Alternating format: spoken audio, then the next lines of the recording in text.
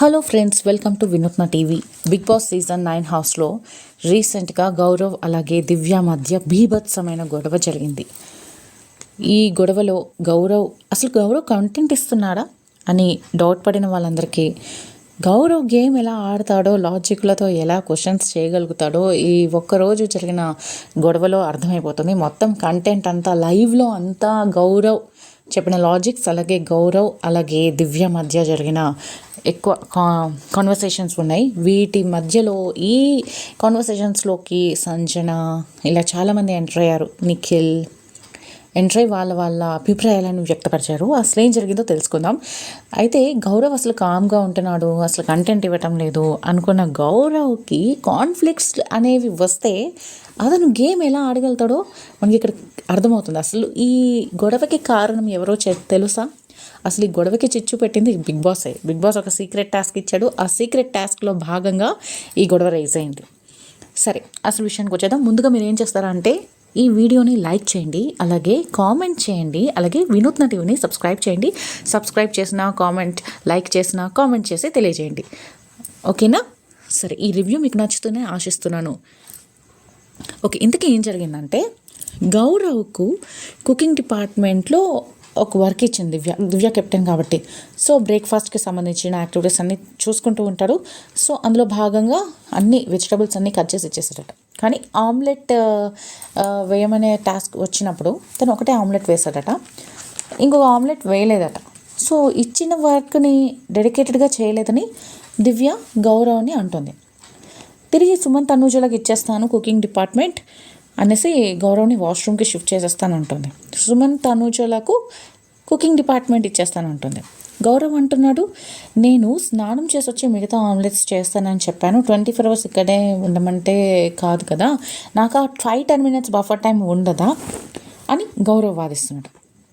తెలుగు రాకపోయినా గౌరవ్ ఎంతో చక్కగా తన భావాలను వ్యక్తపరచడానికి తీవ్రంగా ప్రయత్నిస్తున్నాడు. కేవలం వేరే భాషలోనే కాదు, తెలుగు మాట్లాడడానికి ప్రయత్నిస్తున్నాడు. సో దివ్యని కన్విన్స్ చేయడానికి శాయశక్తులా ప్రయత్నిస్తూ ఉన్నాడు. సో గౌరవ్ తన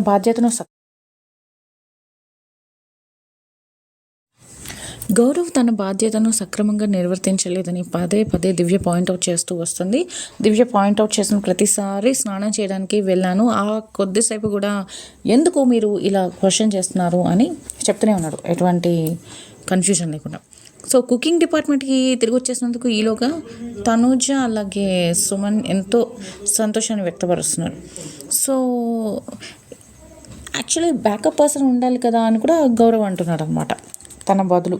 అయితే నువ్వే అరేంజ్ చేసుకోవాలి బ్యాకప్ని, రాముకి చెప్పొచ్చు కదా అని కూడా దివ్య చెప్పింది. సో తను చెప్పకుండా వెళ్ళడం తన మిస్టేక్ అని ఒప్పుకున్నాడు గౌరవ్. కాకపోతే డిపార్ట్మెంట్ మార్చడానికి మాత్రం గౌరవ్ ఇంట్రెస్ట్ చూపించలేదు.